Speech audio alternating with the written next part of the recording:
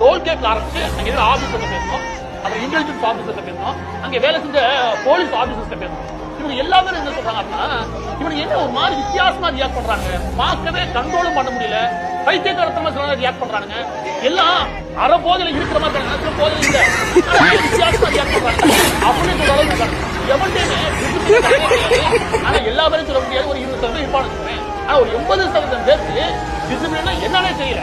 அப்ப இது அரசியல் கட்சியா பண்பட்டு நிக்குதா அப்படின்னா கிடையவே கிடையாது. அந்த இடத்துல இன்னொரு இடத்துல அப்படியே நீங்க சீமான் அவர்கள் நடத்தின மாநாடு இல்லையா, அந்த மாநாடு பத்தின விஷயங்கள் எடுக்கிறோம்.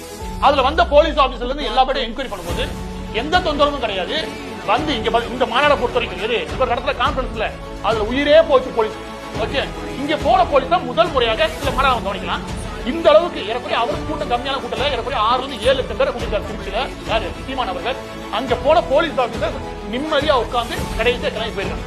ஒரு டிசிப்ளின் ஒன்று வேணும், நம்ம எங்க போறோம் ஒரு கமிட்மெண்ட் ஒன்று வேணும். அதை செய்ய வேண்டியது தலைவரோட பொறுப்பு. ஒரு கட்சியோட அரசியல் கட்சியோட பொறுப்பு என்ன இருக்குன்னா, சும்மா மாஸ் காட்டா அப்படின்றது என்ன படத்துக்கு யூஸ் ஆகும். மக்களுக்கு என்ன தேவை அப்படின்னா, அரசியலால மக்களுக்கு தேவையானது, மக்களுக்கு என்ன தேவைன்னா இது. அந்த வகையில நாம் தமிழர் கட்சிக்கு இந்த விஷயத்துல நான் 10க்கு 9 மார்க் கொடுப்பேன். சில பேரை தவிர பெரும்பாலான பேர் நீங்க இதுக்கு வந்து சேர்றது மட்டும் நீங்க பாக்குறீங்க.